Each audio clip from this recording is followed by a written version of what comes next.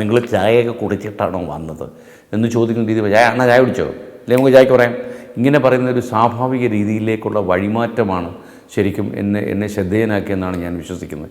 എൻ്റെ വീട്ടിലൊക്കെ എൻ്റെ അമ്മയും അച്ഛനും ഒക്കെ സംസാരിക്കുന്ന ഭാഷ, മേലില എന്ന് പറയുന്ന എൻ്റെ ഗ്രാമത്തിലെ ആളുകളുടെ പ്രതികരണ രീതി, ഇതൊക്കെയാണ് ഞാനിതിൽ അവലംബിച്ചത്. ഒരുപാട് വിഷയങ്ങളുണ്ട്, കാലികമായിട്ടുള്ള ഒരുപാട് വിഷയങ്ങൾ. അതിൽ ഉദാഹരണം പറഞ്ഞു കഴിഞ്ഞാൽ, ഈ നമ്മളുടെ നവാബ് രാജേന്ദ്രൻ എന്ന് പറയുന്ന ഒരാളെ നമുക്ക് ഓർമ്മയുണ്ടാകും, മരിച്ചുപോയ അദ്ദേഹം. ഈ നവാബ് രാജേന്ദ്രൻ ഒരു മന്ത്രിയുടെ മന്ത്രിപദം തെറിപ്പിച്ച ഒരു കഥ നിങ്ങൾക്ക് ഓർമ്മയുണ്ടാകും. ഈ മന്ത്രിയുടെ മകൾ പ്രായപൂർത്തിയാകുമ്പോൾ കല്യാണം കഴിച്ചു എന്നായിരുന്നു അതിൻ്റെ ആരോപണം. അത് വെച്ചിട്ട് നമ്മൾ തമ്മിൽ ചെയ്തു. മന്ത്രി ഒരു സ്ഥലത്ത്, അദ്ദേഹത്തിന് നവാബ് രാജേന്ദ്രൻ ഇപ്പുറത്ത്. അപ്പോൾ നവാബ് രാജേന്ദ്രൻ അദ്ദേഹത്തിൻ്റെ പല്ല് കാണിച്ചു, 4 പല്ല് നിങ്ങളുടെ പോലീസ് അടിച്ചടക്കിയതാണെന്ന് പറഞ്ഞു നവാബ്.